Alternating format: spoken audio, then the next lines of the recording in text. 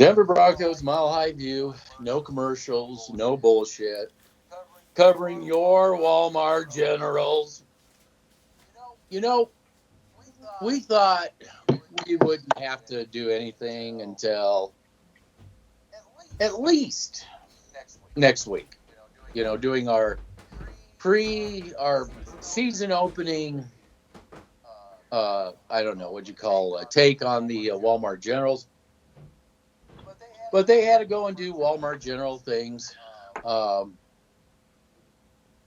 the signing of Josh Reynolds, the drafting of a running back they never needed, and releasing Tim Patrick, Johnson, the other wide receiver, people on tape, Perine, people on tape.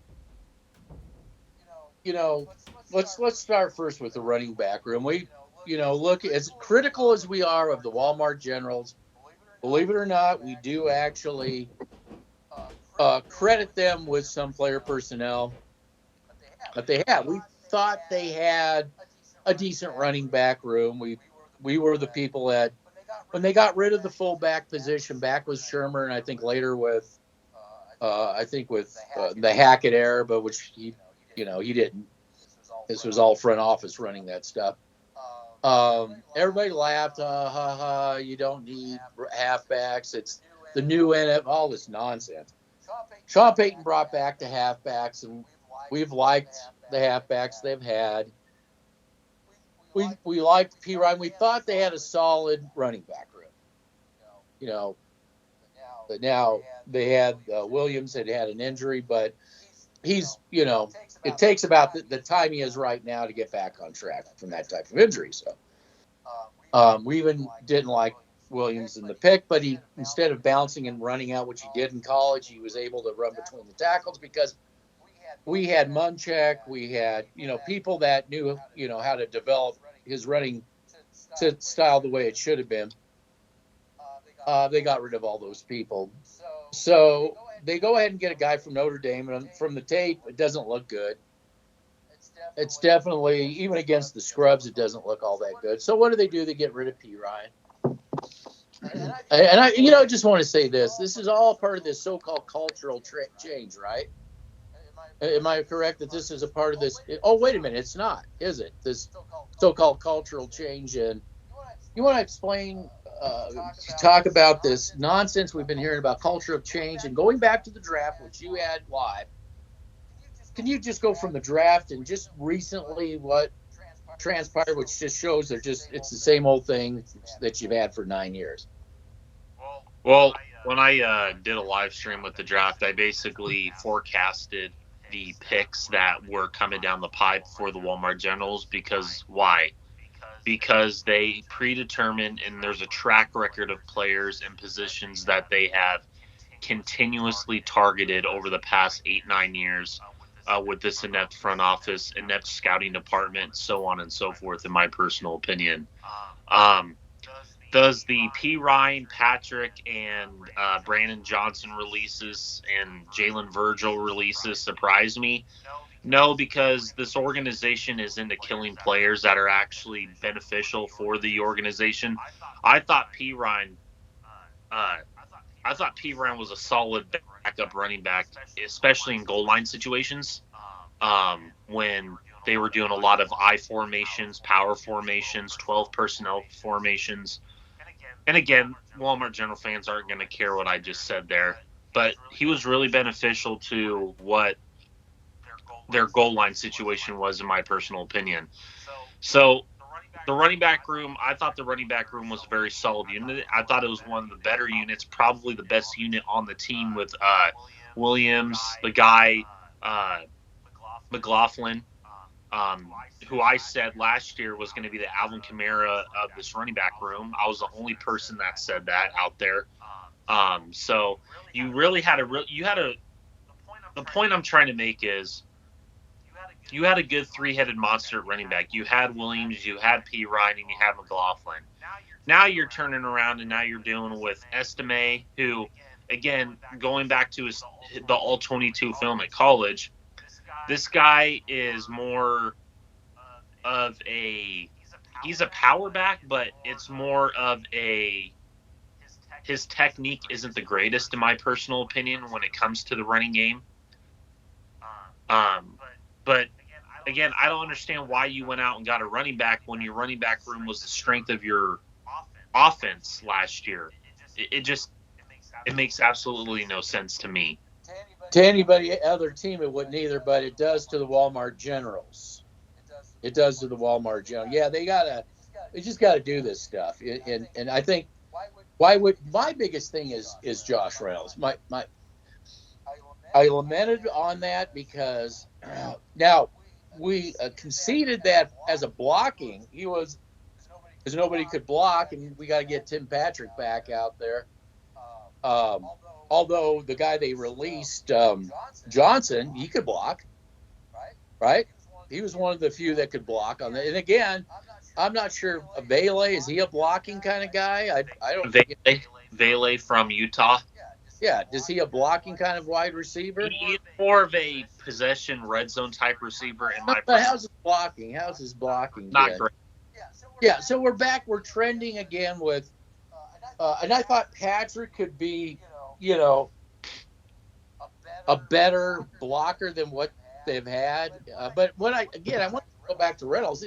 Like that running back, it just didn't make any sense. I know, and again, we go back to this culture change that never happened. The front office, Elway's his nephew's in charge of this stuff. These free agents, and he sees name. I got a name.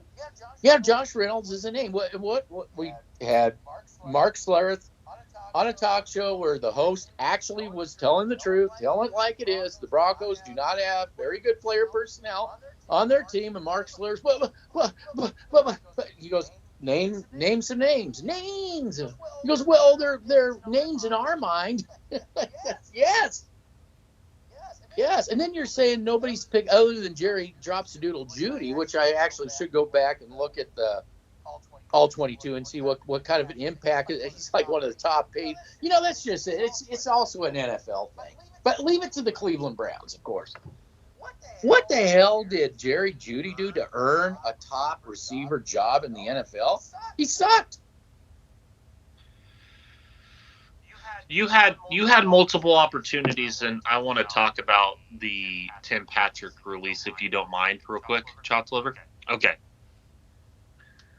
I said at the draft when they drafted Jerry Judy, and there's video evidence of this, where I said that there were better receivers that you could have got at that said position. You passed on Tristan Wirfs, who is one of the better tackles in the NFL, top 3 left tackle to be more precise. You decided to get Jerry Judy over guys like Tristan Wirfs, CeeDee Lamb, and the great Justin Jefferson, who, again, Justin Jefferson and CeeDee Lamb are the better receivers in that draft, in my personal opinion. So, again, we go back to, yeah, you're right. It's an NFL thing. The Cleveland Browns, leave it to the Cleveland Browns to make mistakes like that year after year. That's why that's why they are where they are. Yeah. And so this Tim Patrick thing, again, you could go look at my live stream and you can go look back on they signed Josh Reynolds. Again, Josh Reynolds to me is a poor man's version of Lil Jordan Humphrey and Tim Patrick rolled into one. And again, Tim Patrick to me was the better receiver on the Walmart Generals. His route running was more crisp. His effort was more crisp than guys like Cortland Sutton, who's one of the highest paid players on the Walmart Generals. Yeah. What Cortland Sutton player are you going to get game time? Are you going to get the one that actually gives a shit? Or the guy running lazy routes and, Well, yeah, but all 22 film backs that up. And I think I might have played a part in Tim Patrick being cut because I kept hammering that home time and time again in my last film breakdown, saying this guy can run routes better than Cortland Sutton can run routes. Yeah, you can't have that. And so, let me ask you, can I ask you another question, Chop Silver? And this correlates to that receiver point. How's Troy Franklin done this so far? Who? Yeah. Who? I haven't seen this guy. This guy popped up with third stringers with Not even that. He didn't even do anything. Yeah. So And also, where's Marvin Mims? the third highest. Yeah, they don't use him. They just don't use him. So you're telling me that you're gonna keep it? Just this doesn't make any sense to me. Like, the moves don't make any logical sense from a building standpoint. I understand Perine had some issues when it came to not catching the ball, but that's not his strength, was catching the football. His strength was running in between the tackles, and basically he was your power back in I formation goal line. Yeah, you want to pick up that 3rd and 1. You wanted to pick up the 3rd. Yes, that's and what did they do last year? They had him do screens, and the Walmart Generals still can't do screen plays. No. It's just, I'm sitting here and you guys, you and Bubbleman were talking earlier this morning, and I was going through your guys' voice messages, and I'm sitting there, and I'm just sitting there drinking my coffee, and I'm like, I'm not surprised by these moves, because this has been a track record over the past 8-9 years. This has been the same track record where you guys have gotten rid of solid NFL players. And by the way, nobody's going to trade for these players now because they play for the Walmart Generals. So you can expect them to be cut here in the next 24 to 48 hours. Yeah, so I just want to say this to the Walmart General fan out there. When I was online reading comments on different platforms, and I correlated to what you had done film breakdown and saying, hey, Tim Patrick is actually having a really good camp. And yes. I understand. I get there is the injury issue. Okay, I understand that. But I still have to, why Josh Reynolds? Okay, you can't get away from that. I mean, I'll take a chance with Tim Patrick then signing for all this money, a pass dropping receiver who probably can block just as well as Tim Patrick. Okay. But when I was reading all your comments, you guys were glowing over, and rightfully so, that you're glad to see he's back. He's looking good, he was. And that, looking forward to seeing him in this. And I guarantee, because this is how you people are. I guarantee if I go look now, we never wanted him, he's always injury. You guys turn on these guys, these players. Now, when we see him, like, for instance, Josh Reynolds, when we see this Troy Frank, when we see people that aren't producing, the other one we released Judy over to Cleveland, we call him out. When we do speaking of calling players out, I'm going to challenge the Seahawk fans. I'm going to have them get like 10 shot glasses, fill them with bourbon, or fill them with whiskey, and every time the strangler there, the guy that we got Garrett Holds, does a horse collar or a takedown, you got to take a shot. And I guarantee you, in the course of a game, they'll almost go through all those 10 shots. So we call out players when they're dog shit. And we praise the ones that need praise. When we know, like, for instance, where Perine, where it's best fit. But we just can't understand what their thinking is that goes on with this organization. They just don't learn. And then they can't understand why they're a losing organization. It's just... First and foremost, I just want to talk about the Tim Patrick release that you talked about just now. There have been, and I gotta concede here, there have been some Walmart General fans that are just sitting there shaking their head. Why did we get rid of Tim Patrick? But again, Tim Patrick took a pay cut to stay here because he was making decent amount of money. And he took a pay cut to stay here. And then you turn around and you give Josh Reynolds all this money here. Again, it doesn't make any logical sense from a team. No. There's a reason why the line... The locker room. You don't think there's dissent in the locker room. There's a reason why the Detroit Lions let him go and didn't bring him back. The Detroit Lions are a contending football team because of how they've built their roster and their team. If Josh Reynolds was such a good player, then why did the Detroit Lions not re-sign him or give him the contract that he desired? The only team that gave Josh Reynolds the contract he desired was the inept front office who has been in there since 2017.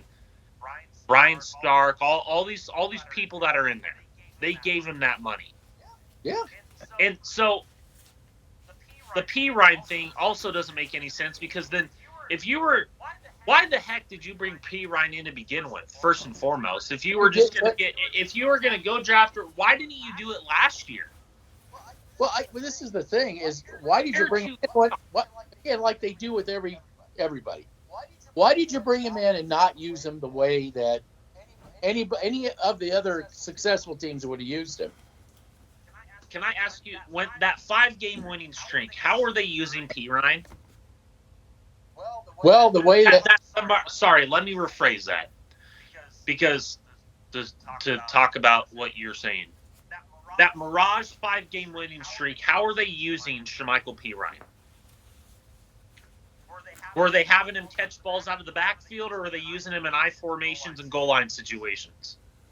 Yes. I formation. And to your point, Sean Payton brought back Michael Burton in the fullback. And I don't want to hear the detractors out there say I never said that when I did film breakdowns last year saying how great of a blocker Michael Burton is and how critical he is getting to the second level and blocking those linebackers, especially when they do those I formation 3rd and 1 situations.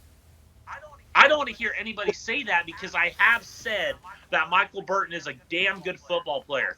I've said Lil Jordan Humphrey was a damn good football player. I've liked Tim Patrick when healthy. He's the best receiver on the team. And you saw that. And how the heck was – I'm sorry.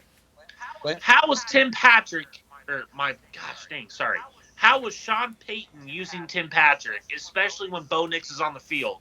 He was using him as a slot receiver, blocking situations, and on top of that, having him leak out into the flats where Tim Patrick had that safety valve in the middle of the field.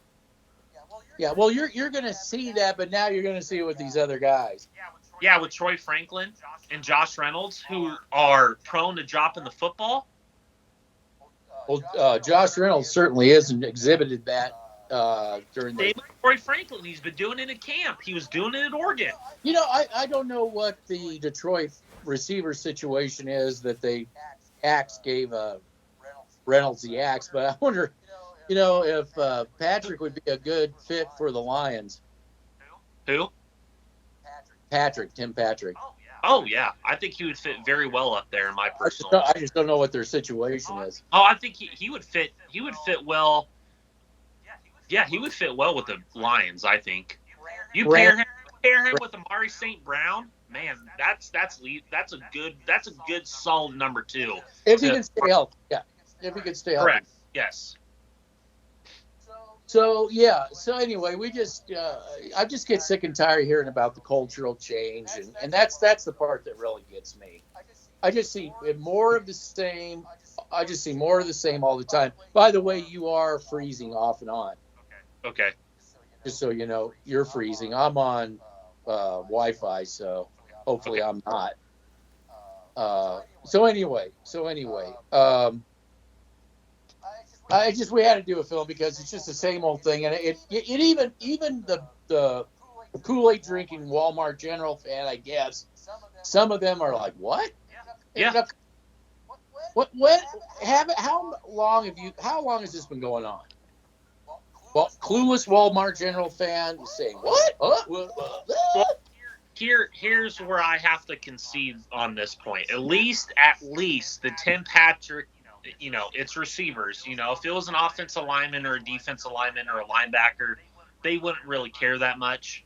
But at least they see that Tim Patrick is a valuable asset to what offense they, you know, I don't know what offense they're running here, but in terms of what Tim Patrick brought to the team, I think they understand. And DNVR was, well, DNVR is DNVR. I mean, you had Zach Stevens saying that the guy from Utah was going to be the number 2 receiver on this team. I'm like, what about Marvin Mims and Troy Franklin that you got? Whoa. Time out. So the front office, that's DNVR. They are the front office. So they're putting out that this rookie receiver is going to be the number 2. Wait, you just signed Josh Reynolds. I know. Why are you ignoring the 10,000-pound elephant in the room? You, front office, you just signed this guy. You're releasing Tim Patrick where everybody's going, what? And you're not you're saying that this rookie that you signed from Utah is going to beat out the guy you spent all this money on? Well, he probably will. He probably will. That's how bad the decision to sign Reynolds was. Well, my guy that I've been high on since he got here has been Lil Jordan Humphrey. That's the guy I've been. Hopefully he makes the roster, because I said that Josh Reynolds was going to replace Lil Jordan Humphrey. That was my prediction when Josh Reynolds was here. So again, go ahead. I know you want to say something. I want to ask you about Johnson. So finish up with Lil Jordan Humphreys, and I want you to get into Johnson. Why you like? I think it's Brad. What's Johnson with? Brandon Johnson. Brandon. I just know. Lil Jordan Humphrey has that size that I'm looking for in a receiver. He has that willingness to block. He goes all out when he blocks a player. I've brought that up on the All 22 film breakdown. Lil Jordan Humphrey is one of the guys that I am intrigued by. He's young. He's up and coming.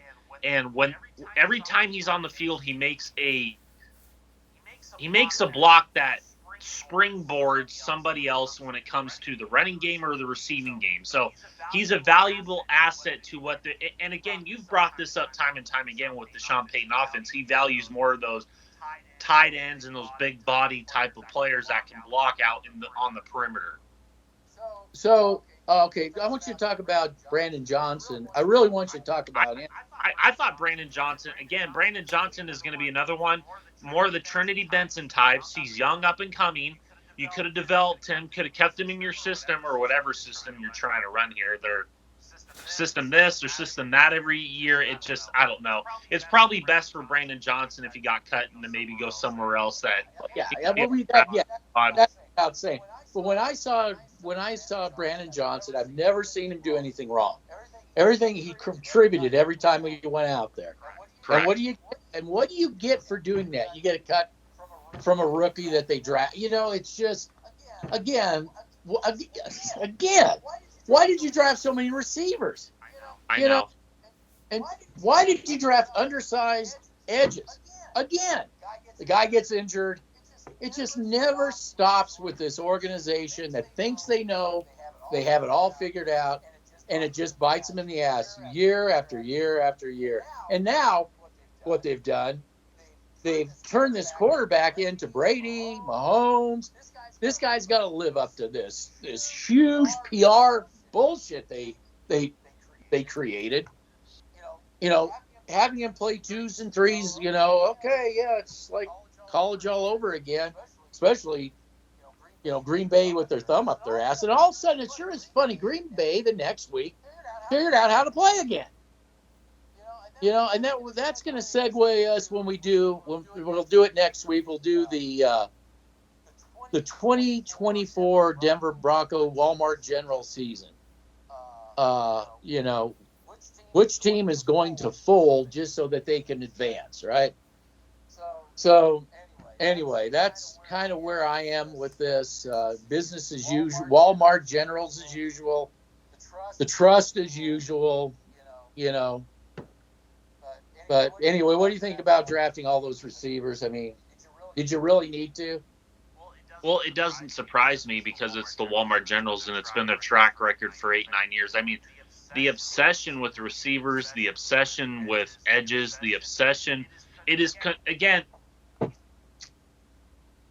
Perine and Patrick, I thought were good players when they were used correctly. I thought they were solid players when they were used correctly. But I also don't want to hear that Tim Patrick was cut so the younger players can play. I don't want to hear that, because the younger players that you do have in front of Lil Jordan Humphrey, guys like Marvin Mims, you don't even use him. You use him mostly on kickoff and punt returns, which we predicted. And Troy Franklin hasn't done anything in camp. He hasn't done anything in the preseason games to warrant the type of babying that he's getting right now. I wasn't a big fan of Troy Franklin coming out of college. I said that when they drafted him. So again, I'm not a big fan of them going after the running back either. Again, you were solid there.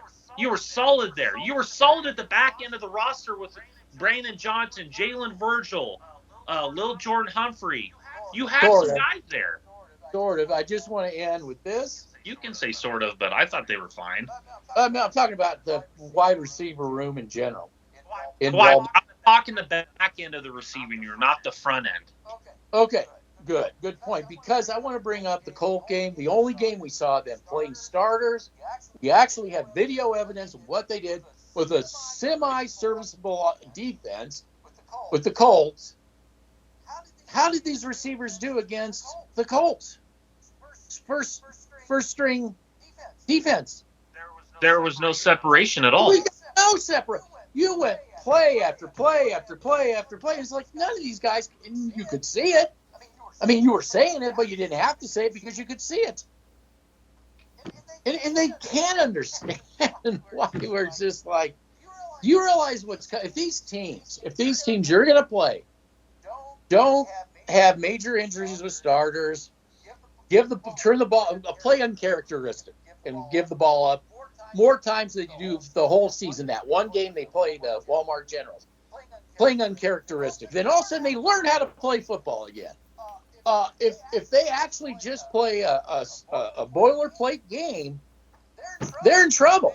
I mean, they are I'm just gonna put it out there. I'm gonna get into it next week, but I just think if the Seahawks play Seahawk football and don't become uncharacteristic, forgetting how to play football, but if they play just a boilerplate, I just don't see how this Walmart General team can compete.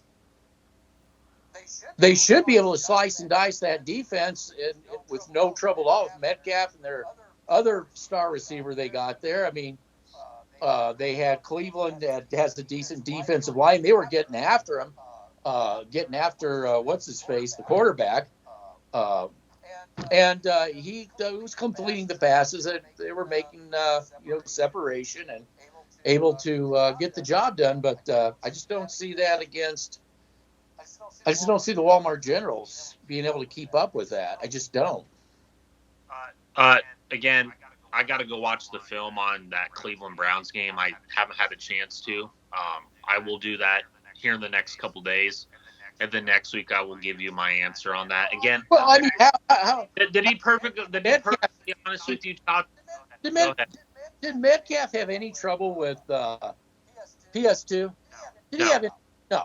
No, it's yeah. No, when PS2, Patrick Surtain, when he goes against elite route runners like Devontae Adams, like DK Metcalf, like DJ Moore, like Justin Jefferson, if he ever plays them, CeeDee Lamb, so on and so forth. When he goes against guys like that, he's going to get torched, because I said coming out in the draft from Alabama that he struggles with underneath routes and he struggles with elite route runners. Yep. And you see it. And again, you saw it against the Packers. Look how far off he was playing. Yeah. He's playing 10, 15 yards off. So yeah, and they were the second and third in practice squad guys. I know. So I have to look at the film when it comes to that. Again, here's my thing about this season is I'm not excited about this season at all. I'm not confident about this season. I don't care about the NFL as much anymore.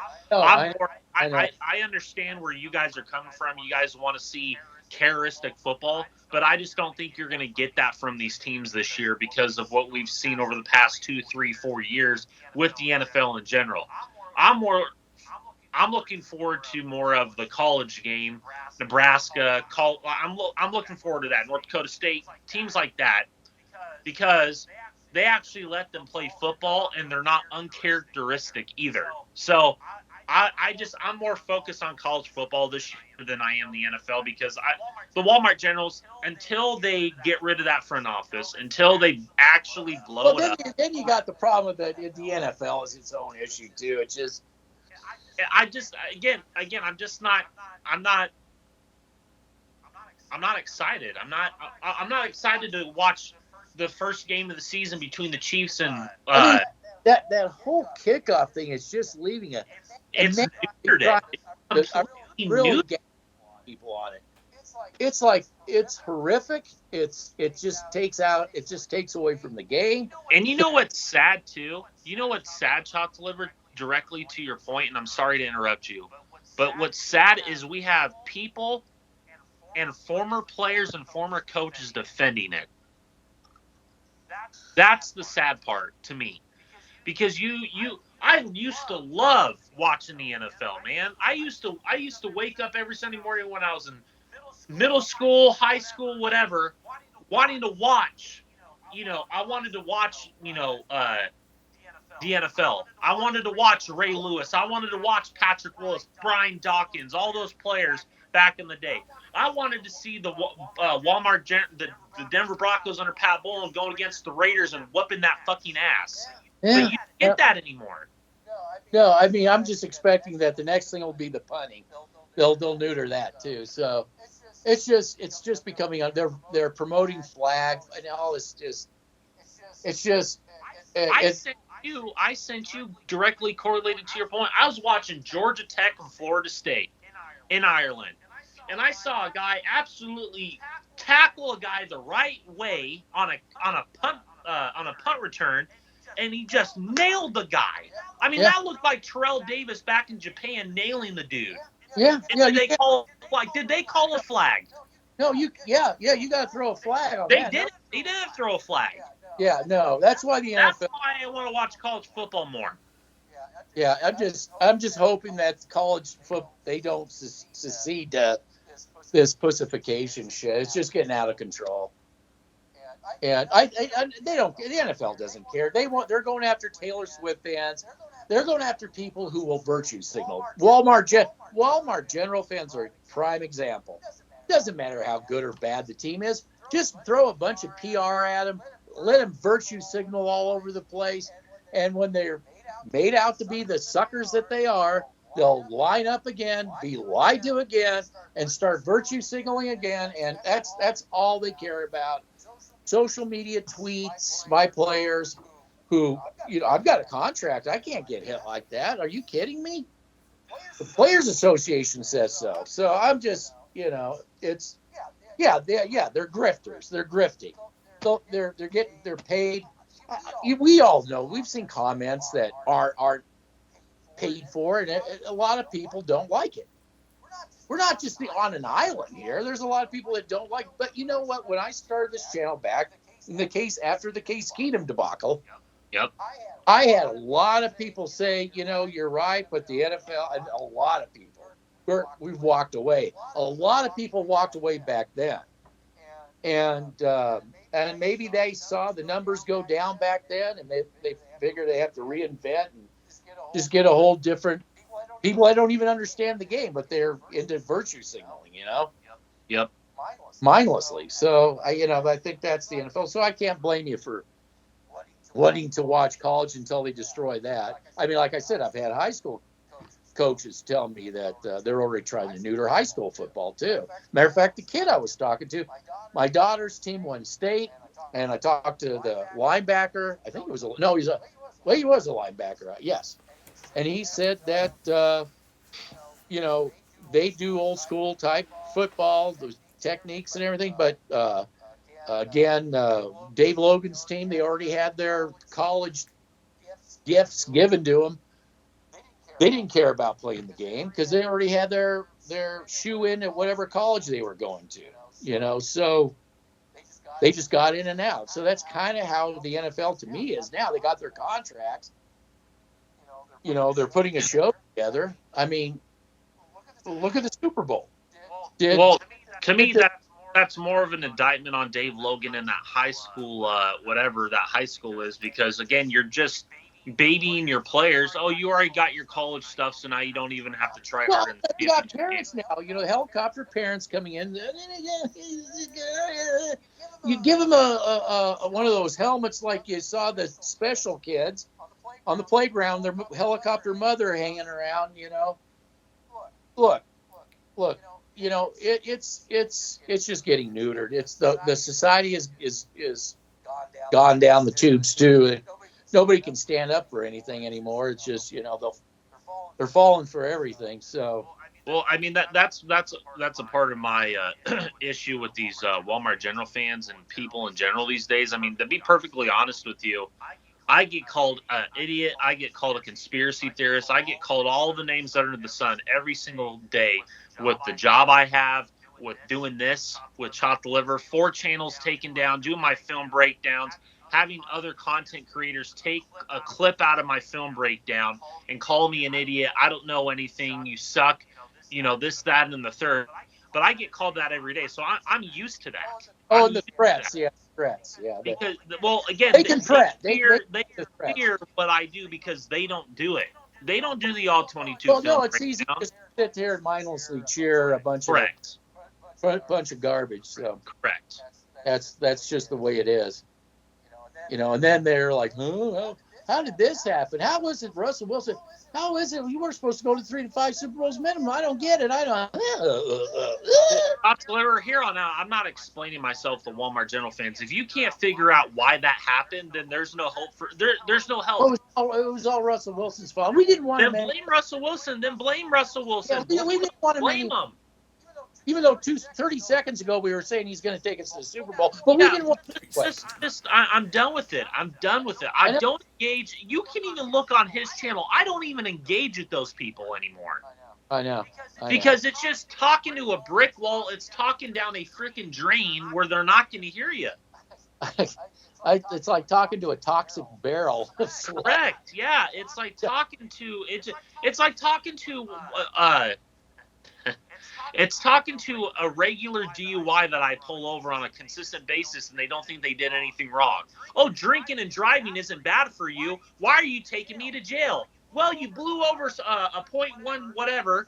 That's why you're being taken to jail. I don't get it. But I don't know why I'm going to jail. I don't know why I'm going to jail. I don't know why I'm going to jail when I blew a 1 point whatever, a .1 whatever. But it's just like they're just like these Walmart General content creators and fans in the society we live in now. They never do wrong. They're never wrong. They're never wrong. Never wrong. No, we didn't get it wrong, even though we were wrong, and even though we're on video saying this, that, and the third that we deny we ever said. It's just.